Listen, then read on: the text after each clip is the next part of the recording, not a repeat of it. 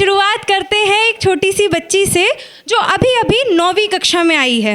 वो 9वीं कक्षा में आई है और उसने अपना स्कूल बदला है और स्कूल का उसका पहला दिन है। स्कूल का उसका पहला दिन है और वो बड़ी खुश हो के स्कूल गई थी कि उसकी टीचर पूछती हैं कि बेटा खड़े हो जाओ, सबको अपना नाम बताओ और तुम्हारे पापा क्या करते हैं ये बताओ, जैसे अक्सर स्कूलों में पूछा जाता है। वो खड़ी होती है और बोलती है अकीरा अवस्थी। और मेरे पापा, इतना कह के वो थम जाती है। उसकी आंखों में कुछ आंसू से आ जाते हैं। जब उसकी टीचर ये देखती हैं तो उसे बिठाल देती हैं और यहीं से हमारी कहानी का शीर्षक आ जाता है, अकीरा दो नामों का संगम। वो घर जाती है और अपनी माँ से लिपट के रोती है और कहती है कि माँ, मुझे अपने पापा की कहानी सुननी है, आज मुझे पूरी कहानी सुननी है, मैं नहीं जानती। उसकी माँ एक गहरी सी सांस लेती है और कहती है कि ठीक है, मगर एक वादा करो, तुम हमेशा ये याद रखोगी इस पूरी दुनिया में तुमसे सबसे ज़्यादा मोहब्बत तुम्हारे पापा करते हैं। तो उसकी माँ एक गहरी सी सांस लेती है और उस दिन की बात से शुरू करती है जब वो और अकीरा के पापा पहली बार मिले थे। वो बताती है कि मैं हर बार की तरह कॉलेज जा रही थी, मैं हर बार की तरह कॉलेज बस से जा रही थी, पर कुछ लड़के उस दिन मुझे छेड़ रहे थे। सब मुझे देख रहे थे लेकिन उन्हें कोई रोक नहीं रहा था। तब एक ऑफिसर उठता है, वो सबको मारता है, बस से नीचे उतार देता है, मुझे एक सीट पे बिठालता है, पानी देता है, रुमाल देता है और अपनी आंखों से ये भरोसा देता है कि अब तुम सुरक्षित हो। और इतना कहते ही उसका स्टॉप आ जाता है, वो उतर के चला जाता है। मुझे शुक्रिया कहने का मौका ही नहीं मिला। मुझे ऐसा लगा कि काश वो एक और बार मिल जाए तो शुक्रिया कह दूं। और मेरी किस्मत देखो कि अगली ही दिन मेरा एग्ज़ाम था रांची में। मैं ट्रेन में चढ़ी थी, 6 घंटे का सफ़र था, बड़ी परेशान थी, लेकिन एकदम से दोबारा मुझे दिखती हैं वही आँखें जिनमें देश के लिए कुछ कर दिखाने का जुनून था, जिनमें जज्बा था, जिनमें तरक्की पाने की उम्मीद थी और कुछ कर दिखाने का जज्बा था। मैं सोचती हूँ कि चलो आज शुक्रिया कह देती हूँ। मैं उनके पास गई, मैंने कहा हाय ऑफिसर, कल के लिए बहुत बहुत शुक्रिया, अगर आप नहीं होते तो मैं क्या करती। उन्होंने अपने फ़ोन चलाते हुए अपनी पलकें ऊपर करी और मुझे देख मुस्कुरा के कहते हैं कि अरे ये तो फ़र्ज़ था मेरा, कोई ज़रूरत नहीं थी। अच्छा आप भी रांची जा रही हैं क्या? और जब मैंने मानो हाँ कहा तो वो भी बड़ा तेज़ मुस्कुरा के कहते हैं अच्छा। और फिर क्या था, ये 6 घंटों का सफ़र मानो 6 मिनट का लग रहा हो। और जब ट्रेन रुकी और हमारे रास्ते इधर उधर होने को थे, तब उन्होंने मुझे रोका और एक छोटे से कागज़ पर अपना फ़ोन नंबर और नाम लिखकर मेरे हाथ में थमा दिया और कहा कि अगर कोई दिक्कत हो तो हमें कॉल कर लीजिएगा और अगर कोई दिक्कत ना भी हो तो बस याद कर लेना। और इतना कह के वो बस चले गए। फिर क्या था, मैंने अपना एग्ज़ाम दिया और कुछ दिन बाद हमारी बातें शुरू हो गई, इश्क शुरू हो गया। और उसके कुछ दिन बाद मैंने उनसे पूछा कि तुम्हारे अंदर इतनी देशभक्ति क्यों है, ये कैसा जुनून है तुम्हारा। तो वो बताते हैं कि बचपन पे मेरे दादाजी एक कविता सुनाया करते थे। और जब वो ये कविता सुनाते थे मेरे रगों में देशभक्ति दौड़ जाती थी। तो कविता कुछ इस प्रकार थी कि तुम छू लो आसमानों को, ऊंचे ऊंचे उन मकानों को, तुम हनुमान की गदा बनो, तुम विष्णु के अवतार बनो, तुम लड़ जाओ तूफानों से, महको जरा उन बागानों से, तुम धरती की धारा बनो, तुम कोहिनूर का ताज बनो, तुम बनो निडर, तुम बनो प्रभावी, तुम बनो शूरवीर शिवाजी, तुम धरती का अंतर्भाग बनो, तुम महाराणा की तलवार बनो, तुम गांधी की खादी से बनो, निर्मल मन और त्रादी से बनो, इस धरती को सोने की चिड़िया बनाना है तुमको, मंगल पांडे जैसा जोश फिर से लोगों में जगाना है तुमको, और तुम भारत का संविधान बचाओ, अम्बेडकर सा जरा बन के दिखाओ, तुम फिर हवाओं में जनगण मन का गीत जगाओ, तुम टैगोर जैसे अपनी संस्कृति को बचाओ। तुम जात पात से ऊपर उठकर इन सभी भेदों को मिटाओ, तुम ज्योतिबाई फूले की तरह इस भारत को सजाओ, और तुम कर दो न्यौछावर देश के लिए अपनी जान को, कुर्बान हुए थे जैसे भगत सिंह बचाने देश की शान को। और तुम नए विज्ञान की बात करो, कलाम की तरह उड़ान भरो, तुम सच्चाई का रास्ता अपनाओ, बाल गंगाधर की तरह देश को आगे ले जाओ।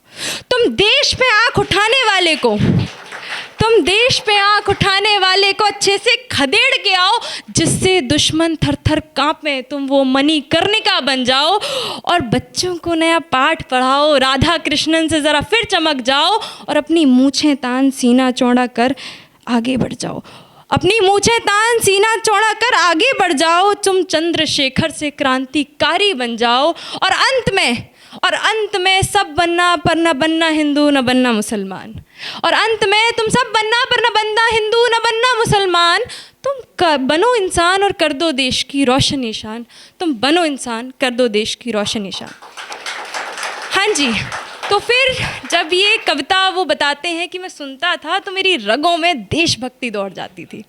उसके बाद हम दोनों का इश्क होता है, और फिर बात आती है शादी की। मैंने अपने घर पे बताया कि एक लड़का है, आर्मी में है और मुझे बहुत पसंद है, और घर वालों ने कहा कि आर्मी में है, अरे नहीं नहीं बाबा, कुछ हो गया तो फिर तुम क्या करोगी।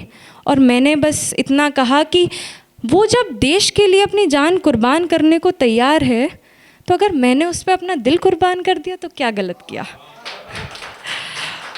अगर मैंने उस पर अपना दिल कुर्बान कर दिया तो क्या गलत किया। एक बार मिल लो, पसंद आ जाएगा।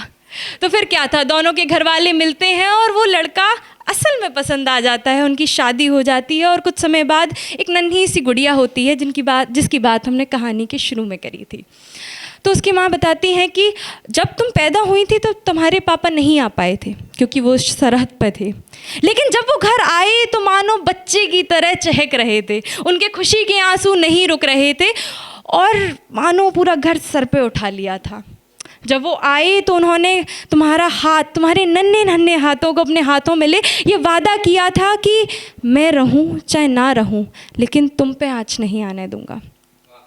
और इतना कह के वो दोबारा जाने को थे, और मैं रो रही थी, और उन्हें फिल्मों का बड़ा शौक़ था। तो हर बार जब भी वो जाते थे मैं रोती थी, तो कहते थे कि पुष्पा आई हेट टीयर्स, और इतना कह के वो चले जाते थे।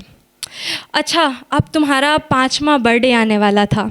मैंने उन्हें चिट्ठी लिखी कि सुनो, इस बार आओगे ना तो साथ में एडमिशन कराने चलेंगे, साथ में गुड़िया का एडमिशन कराने चलेंगे, और वही नाम रखेंगे जो हम दोनों ने साथ में तय किया था, अकीरा। अकीरा ये नाम हम दोनों के नामों से मिलके बनता है, मेजर आकाश अवस्थी और डॉक्टर नीरा अवस्थी, दोनों का नाम मिला के एक नाम बनता है अकीरा, जिसका मतलब है उजाला, और तुम मेरे जीवन में उजाला लेके आए हो। तो मैंने चिट्ठी लिखी कि सुनो, तुम जब आओ तब हम साथ में एडमिशन कराने चलेंगे।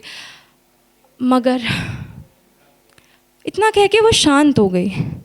उसकी बच्ची चीख रही थी कि मम्मा बताओ ना आगे क्या हुआ, माँ बताओ ना आगे क्या हुआ, पर वो नहीं बता पाई। उसने कहा एक डायरी रखी है, उस डायरी में आगे की कहानी है। तो उस डायरी में क्या लिखा था, उसकी बेटी वो डायरी उठाती है और पढ़ती है कि मेरे खत का जवाब वापस नहीं आया, मेरे खत का जवाब वापस नहीं आया, मेरी इंतज़ार का फल मैंने इस बार ना पाया। राहें तकते तकते आँखें आंसुओं से भर गईं, राहें तकते तकते आँखें आंसुओं से भर गईं, मेरे सुहाग को जड़ता देख अमावस का साया खूब मुस्कुराया। वो वादा करके गया था, वो वादा करके गया था कि तुम्हारे हाथों की चूड़ी माथे की बिंदी नहीं हटने दूंगा। वो वादा करके गया था कि मेरे हाथों की चूड़ी माथे की बिंदी हटने नहीं देगा। अगली बार आएगा ना तो अपनी हाथ से मेरी मांग भरेगा।